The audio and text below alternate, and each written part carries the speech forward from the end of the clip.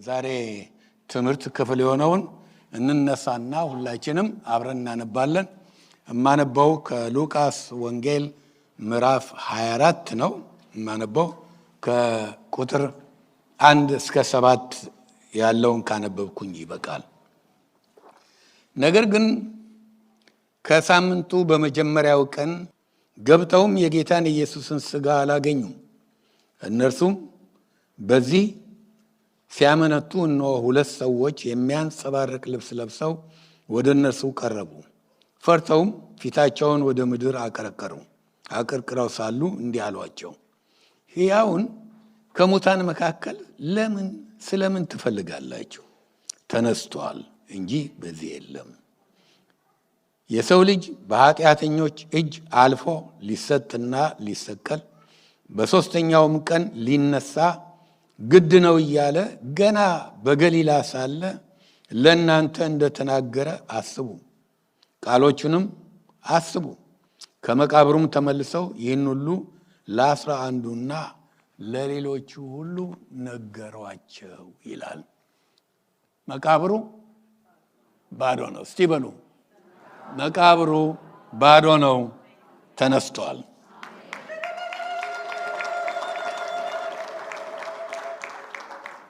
እንጸልያለን። እግዚአብሔር ሆይ ስለ ቃል እናመሰግናለን። ስለ ጌታ ኢየሱስ ክርስቶስ እናመሰግናለን። ስለ መስቀል ስራው እናመሰግናለን።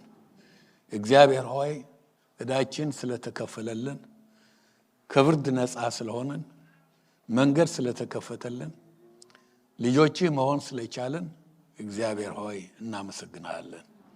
ጌታ ኢየሱስ ሆይ ለአባትህ ካለ ፍቅርህ መታዘዝህም የተነሳ እኛን ደግሞ የሰው ልጆችን ከመውደድህ የተነሳ ስላደረክልን፣ በሞታችንን ስለሞትክልን እግዚአብሔር ሆይ ቅጣታችንን ስለተቀጣልን ጌታ ኢየሱስ ሆይ እጆችህ፣ እግሮችህ፣ ጎንህ፣ ወገብህ፣ መላው አካልህ ሳይቀር ደምቶ ደም ሳይፈስ ስርየት ስለሌለ በዚህ በደምህ በኩል በተቆራረሰው ስጋ በኩል በመጋረጃው በኩል ወደ አብ የመግባት መብት ስለሰጠህን ወደ ጸጋው ዙፋን መቅረብ ስለቻል እናመሰግንሃለን።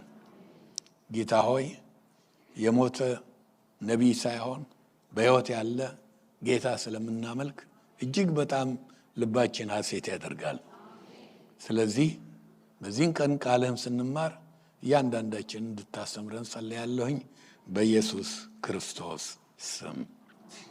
እንቀመጣለን። ሐዋርያው ጳውሎስ ስለ ትንሣኤ ሰፋ ያለ ነገር የጻፈበት ምዕራፍ አለ። ስለ ክርስቶስ ትንሣኤ ደግሞም የክርስቶስ ትንሣኤ ለእኛ ከሞት መነሳት፣ ለአማኞች ሁሉ ከሞት መነሳት አስተማማኝ እንደሆነ የጻፈበት ስፍራ ነው። እዛ ላይ ምዕራፍ 15 አንደኛ ቆሮንቶስ ቁጥር 3 እና ቁጥር 4 ብታነቡ እንዲህ ይላል። ምን ይላል? መጽሐፍ እንደሚል ክርስቶስ ስለ ኃጢአታችን ሞተ ብቻ አይደለም ተቀበረም። ወረድ ይልና ቁጥር 4 ላይ መጽሐፍም ደግሞ እንደሚል በሦስተኛው ቀን ተነሳ ይላል። ስለተነሳ የክርስቶስ መቃብር ባዶ ነው።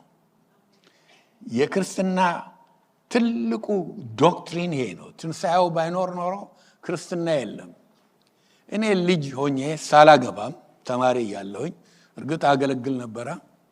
አንድ ታሪክ አነበብኩኝ። እውነተኛ ታሪክ ነው፣ በዓለም ላይ የሆነ ነው። አንድ አጉስቶስ ኮምቴ የሚባል ሰው ነው። ይሄ ሰውዬ ለሁለት ሰዎች ምክር አማከረ። ያማከረው ሊፈጥረው ስለፈለገው የሃይማኖት ድርጅት ነው። ተከታዮች ብዙ እንዲኖሩት ፈልጓል። ብዙ ተከታዮች ልክ እንደ ክርስቶስ፣ እንደ ቡድሃ፣ እንደ ሌሎች ሁሉ የሃይማኖት መስራች ሆኖ መከበር የፈለገ ሰው ነው። ይሄ አጉስቶስ ኮምቴ የሚባለው ሰው ሁለት ሰዎችን አነጋገረ ሐሳብ እንዲሰጡት። አንደኛው እንደማስታውሰው ቶማስ ካርሊል ይባል ነበረ። እንደዚህ ብሎ ጠየቀው፣ እኔ ክርስትናን ሊተካ የሚችል ነገር ክርስቶስ የፈጠረውን ይህንን የክርስትናን እምነት መተካት የሚችል ነገር መፍጠር እፈልጋለሁ አለው።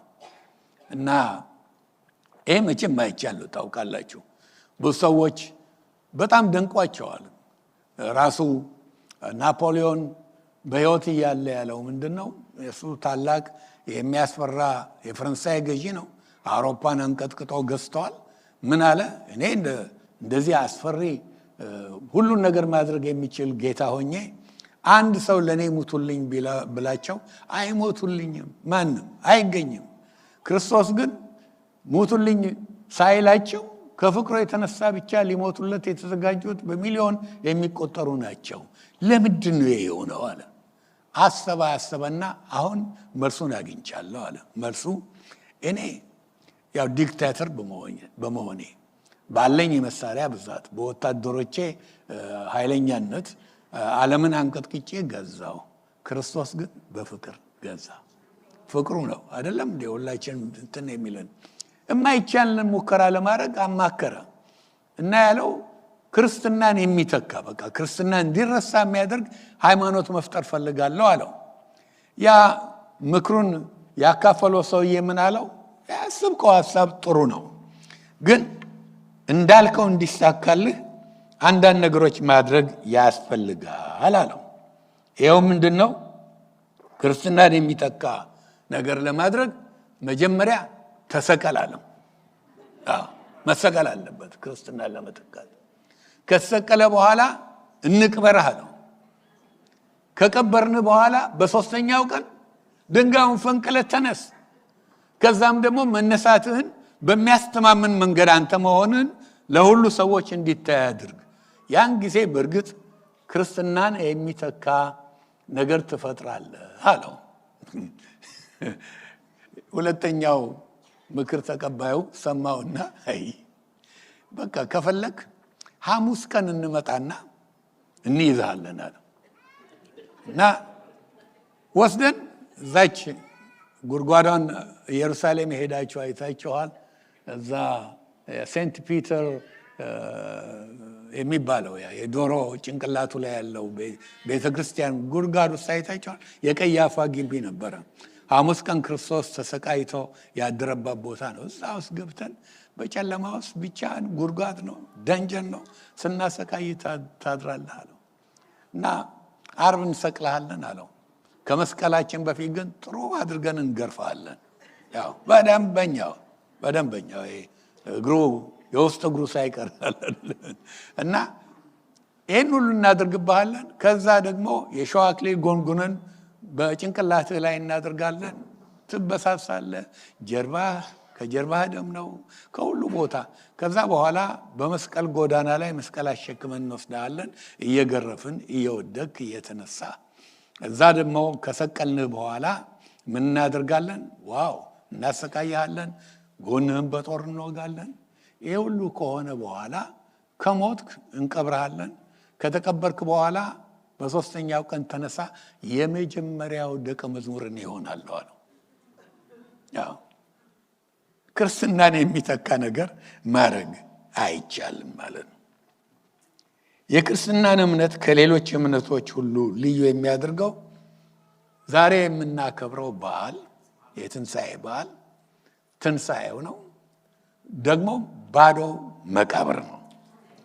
ጌታችን ኢየሱስ ክርስቶስ የሞትን ኃይል አሸንፎ እንዳይነሳ እርግጠኛ ለመሆን ድንጋዩን አንከባለው የጉድጓዱን ዛፍ ዘግተውት ከዘጉትም በኋላ እንኳን በሮማውያን ማህተም ማንም እንዳይከፍት አትመውት ነበረ።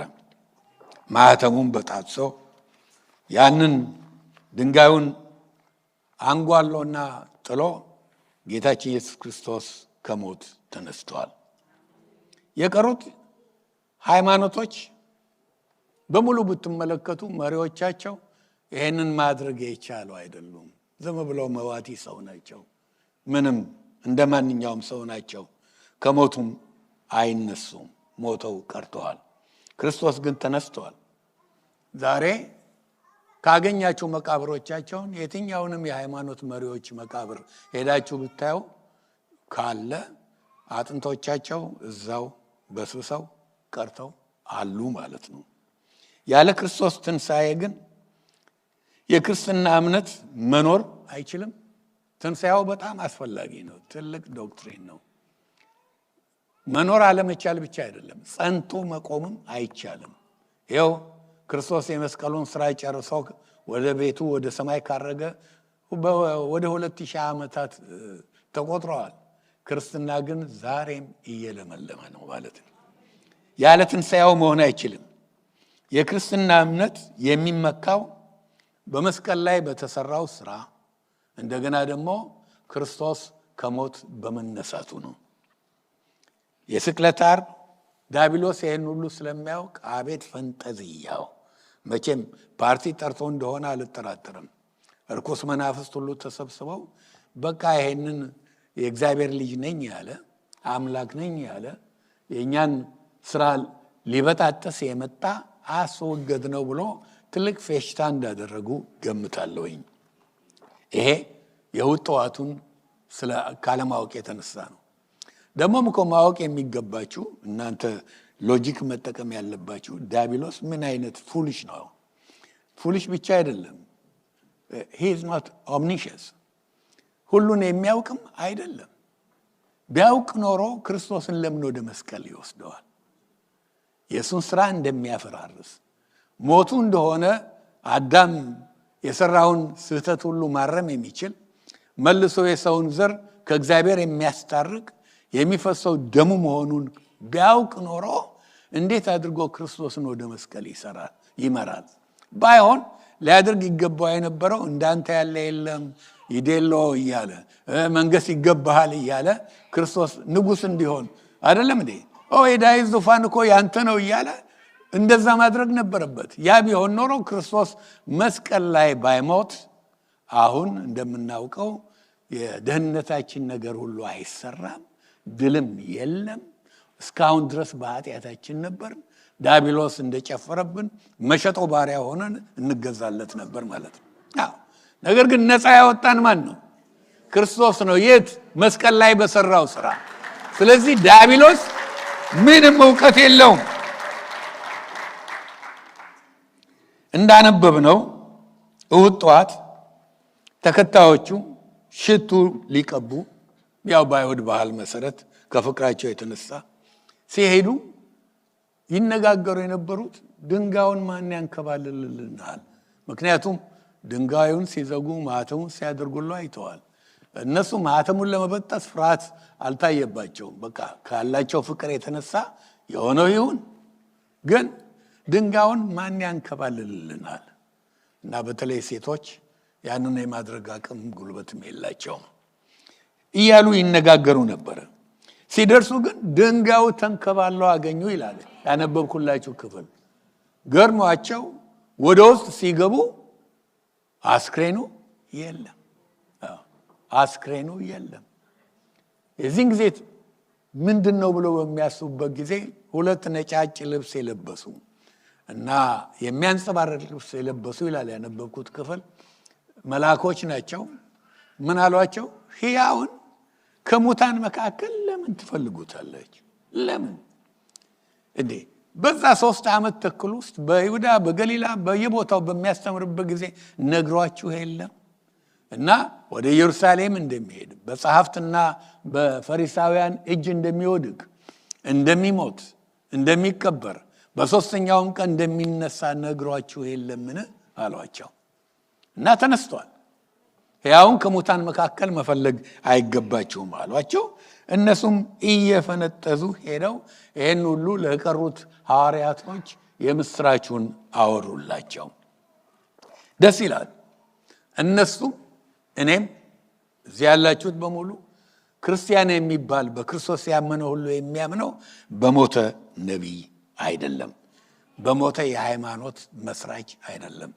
ከዚህ እስከዚህ ባለው ዓመት ውስጥ ይህንን አይነት አስተምሮ እንዲህ ያሉ ተከታዮች አፍርቶ በምድር ላይ እንዲህ የሚባል ሃይማኖት መስርቶ ሞተ የሚባል ሳይሆን በሕይወት ያለ ዛሬም በአባቱ ቀኝ የተቀመጠ ተመልሶ ደግሞ የሚመጣ እንደገና ደግሞ ከሱ ጋር ልንኖር የሚወስደን አምላክ ነው የምናመልከው።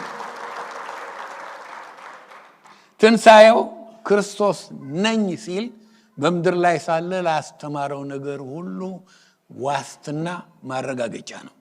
የእግዚአብሔር ልጅ ነኝ ብሎ አስተምሯል። መሲሁ እንደሆነ ተናግሯል።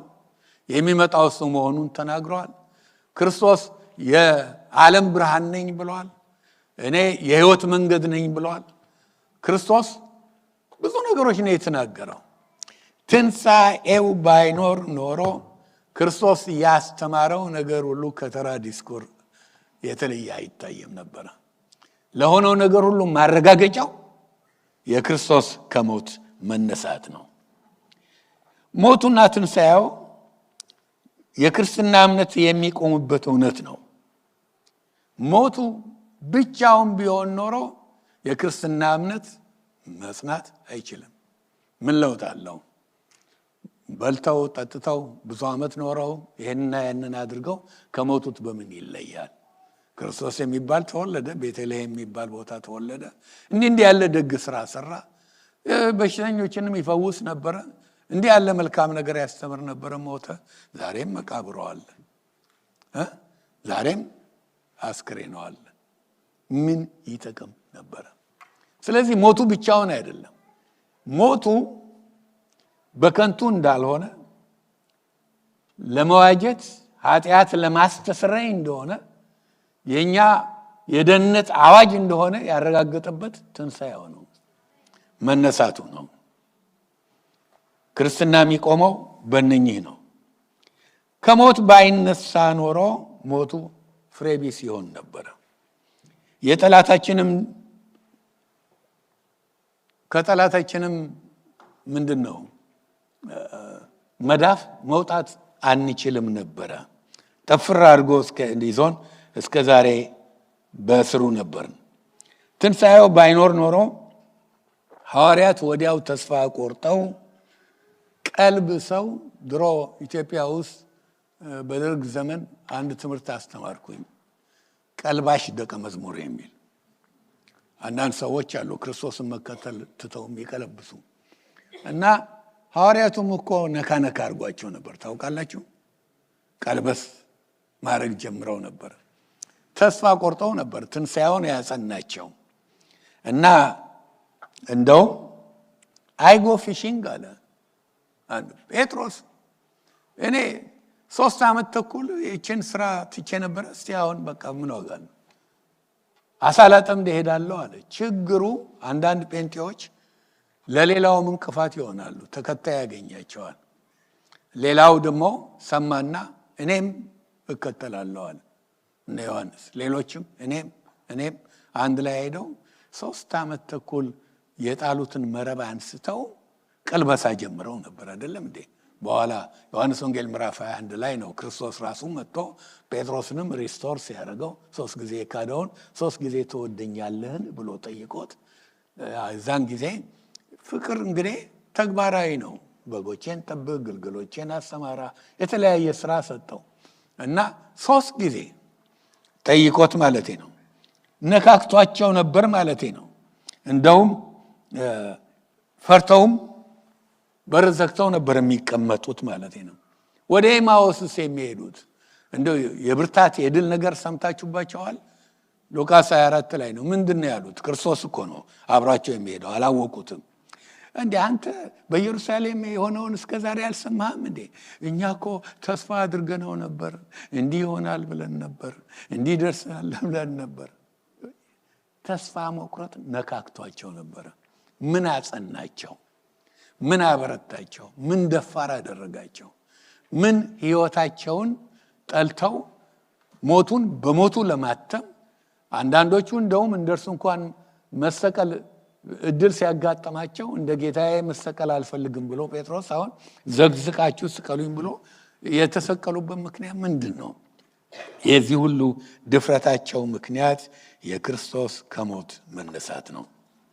ትንሣኤው ባይኖር ኖሮ አዲስ ኪዳን የሚባል መጽሐፍ በእጃችን አይኖርም ነበር። ያው እስቲ መጽሐፋችሁን ያዙና ይዩት። ትንሣኤው ባይኖር ማን ይጽፈዋል? ማን የውሸት ታሪክ ይጽፋል? አዲስ ኪዳን የሚባል መጽሐፍ በእጃችሁ ሊኖር አይችልም ነበር። ብሉይስ ብሉይ ሊኖር ይችላል። ግን ፍጻሜ ስለሌለው ብሉይ ያለ አዲስ ሙሉ አይደለም፣ ፍጹም አይደለም። ብሉይ የአዲስ ጥላ ነው። በአዲስ የተነገረው ነው፣ በብሉይ የተነገረው ነው በአዲስ የተፈጸመው። ስለዚህ ምንም ሙሉነት የሌለው በእጃችን ያለ ዝም ብሎ ተራ መጽሐፍ ድርሰት ሊሆን ይችላል፣ ታሪክ የያዘ ሊሆን ይችላል። ሙሴ እንዲያደረገ ምናምን የሚል ትንሣኤው ባይኖር የመጽሐፍ ቅዱስ ተስፋዎች ሁሉ ዋጋ ቢስ ነበሩ። ስንት ተስፋ አለ ለየቀኑ ለየሁኔታው ለምንገኝበት ችግር ሁሉ የሚሆን እግዚአብሔር በቃሉ የሰጠን። ይሄ ሁሉ ተስፋ ባዶ ተስፋ ይሆን ነበር። ትንሣኤው ነው ነገሩን የቀየረው ማለት ነው። የክርስቶስም መለኮታዊነት ስልጣኑ የወንጌልም የማዳን ኃይሉ አይኖርም ነበር። ትንሣኤው ባይኖር ኖሮ ወንጌል የሚያድን ኃይል ያለው አይሆንም ነበር። ዝም ብሎ እንደ ሌሎቹ እንዲሁ ከምድር ተነስቶ እንደሚነበብ ተራ መጽሐፍ ይሆን ነበር። የክርስቶስን መለኮታዊነት ስልጣኑ ይሄ ሁሉ ይኮስስ ነበር። ምክንያቱም ትንሣኤው ለዚህ ሁሉ መሰረት ነው። ከዚህ በፊት ደጋግሜ ያስተምራችኋለሁ፣ ልድገመው፣ አልዘረዝርም። እግዚአብሔር የእኛን ደህንነት ሲያቅድ 5 ፕሮግራሞች እንደሚያስፈልጉ፣ ከነኚህ 5 ፕሮግራሞች አንዱ ቢጎድል ያወጣው ፕሮግራም መበላሸት እንደሚችል አውቆ ነው ደህንነታችን ያቀደው። በድልድይ ብትመስሉት ይሄ ድልድይ 5 ነገሮች ያስፈልገዋል። ሰው ከእግዚአብሔር ሊገናኝበት የቻለው ወደ እግዚአብሔር ለመቅረብ የቻለበት ድልድይ። ይኸውም አንደኛው ልደቱ ነው። ይኸው ክርስቶስ በብሉይ ኪዳንም አለ። ሕይወቱ ከማርያም ማህፀን አልጀመረም። አምላክ ነው። ልክ ዮሐንስ ምዕራፍ 1 ላይ እንደምታገኙት አስቀድሞ ቃል ነበረ፣ ቃልም ከእግዚአብሔር ጋር ነበረ፣ ቃልም ደግሞ እግዚአብሔር ነበረ። ከሆነው አንዳች ያለ እርሱ የሆነ ነገር የለም። ቁጥር 14 ላይ ስትደርሱ ግን ቃልም ሥጋ ሆነ ይላል። ሰው መሆኑ አስፈላጊ ነው። ሰው ባይሆን ኖሮ የሰዎች የደህንነት ጉዳይ ደም ሳይፈስ ስርየት የለም ስለተባለ ደም መፍሰስ ስላለበት፣ ንጹህ ደም መሆን ስላለበት፣ እግዚአብሔር የሚቀበለው ምንም እንከን የማይገኝበት መስዋዕት መሆን ስላለበት አሁን ክርስቶስ ብቻ ነው ያንን ሊያሟላ የሚችለው። የግዴታ ሰው መሆን ሥጋ መልበስ ነበረበት። በማርያም ማህፀን መጸነስ ነበረበት። ጽንሱ የመንፈስ ቅዱስ ነው እና አምላክ ነው። የአምላክ ደም ያስፈልጋል። ያ ባይሆን ኖሮ ሥጋ ያለበሰው ክርስቶስ ፍጹም ሰው ፍጹም አምላክ የሆነው ክርስቶስ ባይሆን ኖሮ በመስቀል ላይ መሞት የሚችል ይመስላችኋል? እግዚአብሔር ሊሞት አይችልም። ሁለተኛ ደግሞ የማይሞትበት ነገር እግዚአብሔር ምንድን ነው ይላል መጽሐፍ ቅዱስ ዮሐንስ ወንጌል ምዕራፍ 4 ላይ መንፈስ ነው። መንፈስ ልታዩት አትችሉም፣ ልትጨብጡት አትችሉም፣ በሚስማር ልትቸነክሩት አትችሉም፣ በጅራፍ ልትገርፉት አትችሉም። ድሮ ልጆች ሆነን አንድ ጊዜ ሰዎች ውስጥ መንፈስ ገብቶ ሲያደርግ ብዙ ነገር ያስደርጋቸዋል። አጋንንት ሲጮህ አንዳንድ ነገር አንድ ማስታውሰውን ወደ ጌታ ሄደ። እንደውም ከቤተ ክርስቲያን አገልጋዮች አንዱ የነበረ ነው። እኛ ቤተ ክርስቲያን የነበረ መሪ ምን አደረገ? አንዱ አጋንንት ሲጮህ ሲያስቸግር አልወጣ ሲለው ቀበቶውን አወጣና ለበለበው እና ሰውየው አይቲን ግርፋት ሲበዛበት ጊዜ ወደ ራሱ ተመለሰ። አጋንንቱ ሳይሆን እንዴ ላትከኝ እኮ በቃኝ አለው። የምንጎዳው ማንን ነው? ሰውየውን ነው፣ ያደረባቸውን ነው። መንፈስን ማግኘት አይቻልም። እግዚአብሔር መንፈስ ነው።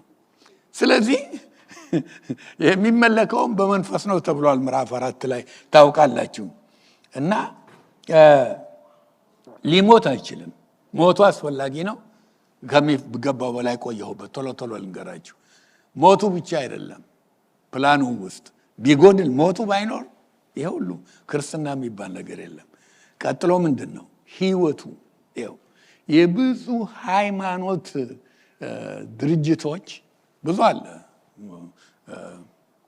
ኮንፌሽንስ ያዘጋጀው የመሰረተው ቡዳ የመሰረተው መሐመድ የመሰረተው የፈለጋችሁም በሉ እነኚህ ሃይማኖቶች የሚመኩት ያው እነሱ ባስተማሩት በጻፉት ነገር ነው እንጂ ህይወታቸው ላይ አይደለም።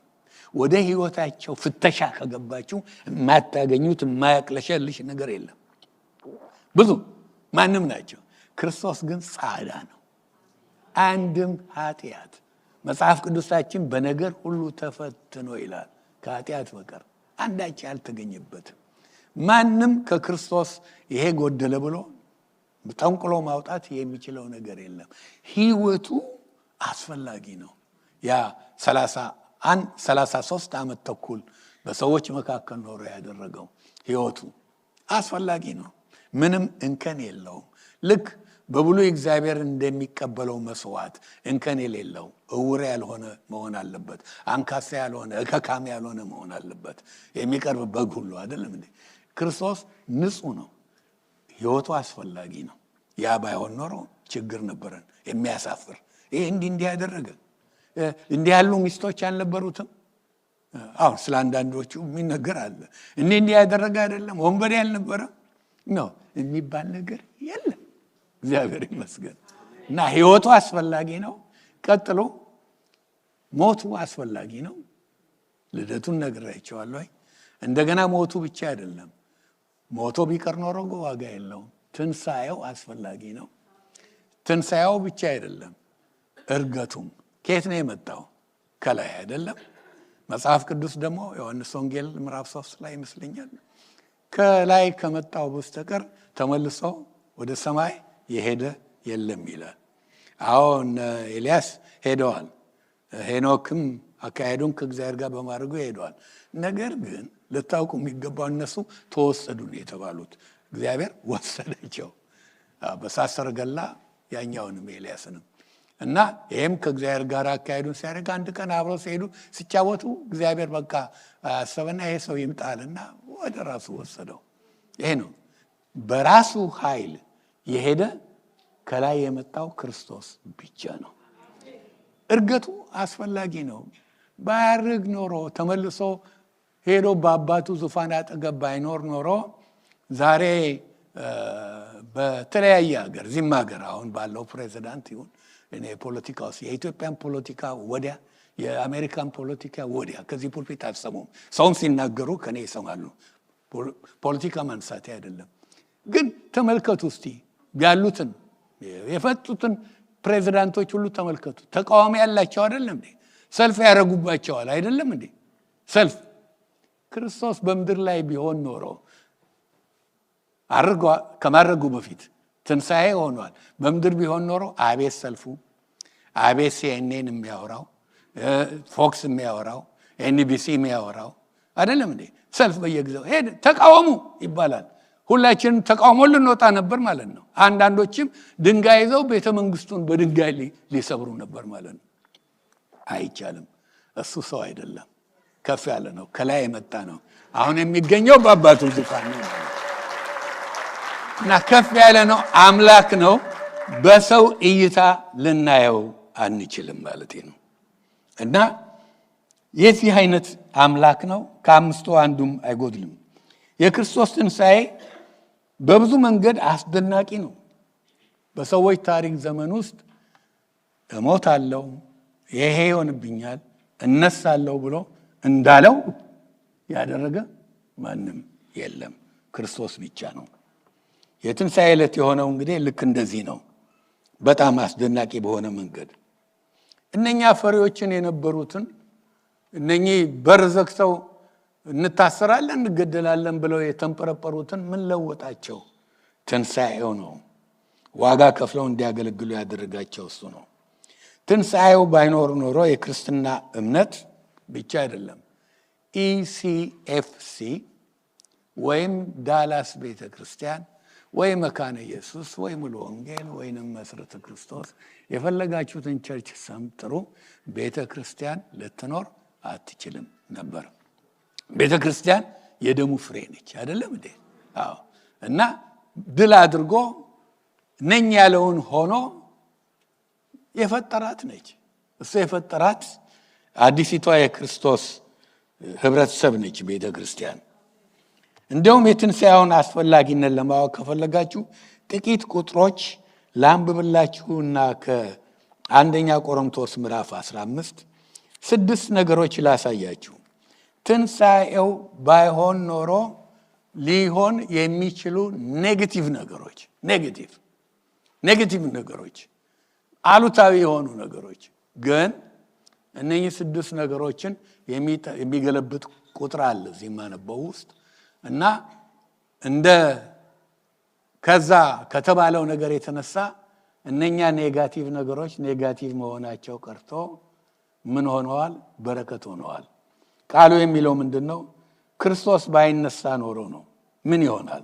6 ከባድ ነገሮች ጳውሎስ ይጠቅሳል። ነገር ግን አሁን ስለተነሳ ይልና ይሆናል ብሎ የቆጠራቸውን 6 ነገሮች ለቤተ ክርስቲያን በረከት እንደሆኑ መልሶ ደግሞ በዛ አይነት መንገድ ይሄድባቸዋል። አንደኛ ቆሮንቶስ እንሂድና ሁላችንም እናነባለን። ምዕራፍ 15 ከቁጥር 12 እስከ 20 ካነበብኩኝ ይበቃል። የሚገለብጠው ቁጥር 20 ነው።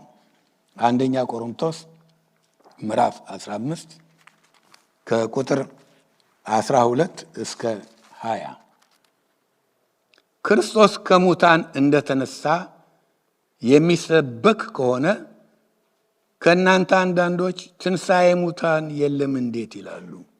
ክርስቶስ ባይነሳ ኖሮ እኛም እንኖራለን፣ እንሞታለን፣ በሱሰን እንቀራለን። የዘላለም ሕይወት የሚባል የለም። ላይፍ አፍተር ዴዝ የሚባል ነገር የለም። ኔጌቲቭ ነው። ትንሣኤ ሙታንስ ከሌለ ክርስቶስ አልተነሳማ። ትንሣኤ ሙታን ከሌለ ክርስቶስ አልተነሳም። ክርስቶስም ካልተነሳ እንግዲያስ ስብከታችን ከንቱ ነው፣ እምነታችሁም ደግሞ ከንቱ ነው። ስብከት ሁሉ ሰባኪ የሚናገረው እንናገረው ነገር በሙሉ ልፍለፋ ነው። ዝም ብሎ ምንድነው ፖለቲካ ወይንም ወሬ ብቻ ነው፣ ምንም ዋጋ የሌለው ማለት ነው። እምነታችሁም ደግሞ ከንቱ ነው። ደሞም ክርስቶስ አስነስቶታል ብለን በእግዚአብሔር ላይ ስለመሰከርን ሐሰተኞች የእግዚአብሔር ምስክሮች ሆነን ተገኝተናል። ክርስቶስ ባይነሳ ኖሮ ክርስቶስን አስነሳው እግዚአብሔር እያልን የምንለፈልፈው ነገር ሁሉ አታላዮች፣ አጭበርባሮች፣ አሳሳቾች፣ አሳይ መሲዎች ያደርገናል። ኔጌቲቭ ነው። ይሄም ሙታን ግን የማይነሱ ከሆነ እርሱን አላስነሳውም ማለት ነው። ግን ሙታን ይነሳሉ፣ እርሱም ደግሞ ተነስተዋል። ቀደም እንደዘመር ነው ተነስተዋል። ሙታን የማይነሱ ከሆነ ክርስቶስ አልተነሳማ። ክርስቶስ ካልተነሳ እምነታችሁ ከንቱ ነው። ለምን አመናችሁ በክርስቶስ? እንደው ጊዜ ነው የምታጠፉት። የማያስፈልግ ቦታ ነው የምትውሉት የምታመሹት። ክርስቶስ ካልተነሳ ለምን ቤተ ክርስቲያን ትመጣላችሁ? እስካሁን ድረስ ደግሞ በኃጢአታችሁ አላችሁ። ይቅር አልተባለም። ያ በአዳም ምክንያት የመጣው የውርስ ኃጢአት አሁንም አለ። በምርጫችን ደግሞ እንጨምርበታለን እስኪያስታውከን ድረስ። አሁንም በኃጢአታችሁ ላይ ትገኛላችሁ ይላል። እንግዲያስ በክርስቶስ ያንቀላፉት ደግሞ ጠፍተዋላ። የሚያሳዝን ብዙ ሰዎች ሞተዋል በክርስቶስ አምነው ክርስቲያንን ብለው። እኛ እንደምናምነው በሚሞቱበት ጊዜ ነፍስና መንፈሳቸው ወደ ጌታ ሄደዋል፣ ስጋ ወደ አፈሩ ተመልሰዋል። አንድ ቀን ግን ስጋም ከብሮ ክቡር አካሉን መስሎ መንፈስና መንፈሱም ተመልሶ ሰው እንደገና እንደነበረ ሆኖ ከክርስቶስ ጋር ለዘላለም ይኖራል። ክርስትና የሚያስተምረው ይህንን ነው። ባይነሳ ኖሮ ግን የሁሉ የለም፣ የሞቱት ሁሉ ዋጋ የለው። ክርስቲያን ወንድሞች አታውቁ? እዚህ ቤተ ክርስቲያን እንኳን ስንቶችን ተራ በተራ እዚህ ቦታ እያስተኛን ስንቶችን ሽኝት አድርገንላቸው ወስደን ወደ ከለን አፈር ውስጥ ጨምረናቸዋል። እነኛ ሁሉ በከንቱ ሞተው ቀሩ ማለት ነው። ይህን ሁሉ ካለ በኋላ ቁጥር 20 ላይ አሁን ግን ክርስቶስ ላንቀላፉት በኩራት ሆኖ ከሙታን ተነስቷል። ሞት በሰው በኩል ስለመጣ ትንሣኤ ሙታን በሰው በኩል ሆኗልና። ግን እሱ እንዳሰበው አይደለም። ቁጥር 20 ክርስቶስ ከሞት ስለተነሳ እንደውም በረከት ሆኗል ይላል። ከዚህ የተነሳ የነገርኳቸውን 6 ነገሮች ሁሉ እንኳን መገልበጥ ይቻላል። ስለዚህ ቀደም ሲል ኔጋቲቭ የሆኑት አሳዛኝ የሆኑት ነገሮች ሁሉ ተገልብጠዋል። ቶሎ ቶሎ ልሄድባቸው። ቁጥር 14 ላይ ክርስቶስ ካልተነሳ ስብከታችን ከንቱ ነው ይላል። ባይነሳ ኖሮ ዲስኩር ብቻ፣ ዲስኩር ዝም ብሎ ምንም ጉንጫ አልፋ ብቻ ሰው የሰማውን ሲያወራ ሰምታቸዋል። ዝም ብሎ እንዲህ ተብሏል፣ እንዲህ ተብሏል፣ እንዲህ ተብሏል። ድካም ብቻ ነው። ወንጌል ባዶ ስብከት ይሆን ነበር። ለማዳን ምንም ኃይል አይኖረውም ነበር። ማንኛችንም ድነት የሚባለውን ነገር አንለማመድም ነበር። ግን ቁጥር 20 እንደሚል ክርስቶስ ስለተነሳ ዛሬ ወንጌል ኃይል አለው። የእግዚአብሔር ቃል ወንጌል ምንድነው? ለማዳን የሚችል ኃይል ነው። ኃጢአታችን ይቅር ተብሏል። ደህንነትን አግኝተናል። ወንጌል ከንቱ አይደለም። ስብከታችንም ደግሞ ከንቱ አይደለም፣ ይሰራል። በስብከት ሞኝነት እግዚአብሔር ብዙዎችን ሰዎች ሲጠራ ተመልክተናል። ቃሉ ሲነገር እንደውም 2 አፍ ካለው ሰይፍ ይልቅ የተሳለ ስለሆነ ስለሚወጋ ይላል። የልብን ሐሳብ ጅማትን የማይመረምረው ነገር የለም። መንፈስን ነፍስንና ስጋን እንኳን መለየት የሚችል ቃሉ ብቻ ነው።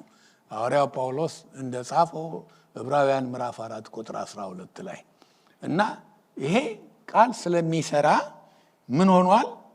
ሁላችንም ተቀይረናል። በክርስቶስ ማመን ችለናል። ሁሉን ቻይ መሆኑን እናውቃለን። የማይችላቸው ነገሮች ግን እንዳሉ አንርሳ። ምንድነው የሚለው? በከንቱ አመናችሁ ነው የሚለው አይደለም። ያው ለሚያምን ሁሉ ይቻላል። እግዚአብሔርም የጠየቀው ከባድ ነገር አይደለም። ዝለል፣ ኢየሩሳሌም ሂድ፣ ይህን አይነት መስዋዕት አምጣ፣ ወይም ደግሞ ተንበርክከ በንፉቅ ቄስ አይደለም። የጠየቀው እመን ነው አይደለም እንዴ? ሰው በልቧም ነው ባፉ መስክሮ ይድናል። በጣም ቀላል ነው እና ያንን ማድረግ ነው። እግዚአብሔር በጣም የሚደንቀው ሁሉን ቻይ ነው። ከባህሪው አንዱ ሁሉን ቻይነት ነው።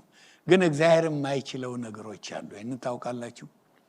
1-2 ልንገራችሁ። አንዱ ሐሳቤ ውስጥ የመጣ ነው።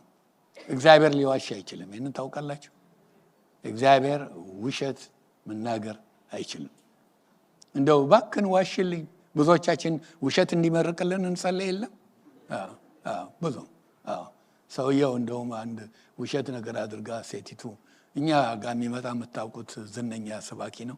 ከዚህ በፊት ድሮ እዛ ከለን እያለን እና ይጠሩኛል አለ እና የት ነው? ሊሄዱ ነው ወደ አረብ ሀገር እና የምስጋና ጊዜ ብለው ይጠሩና እግዚአብሔርን አድርጎልኝ እንዲህ ብሎ እንዲህ ብሎ እኔ አሁን እሷ ከድጃ ልትባል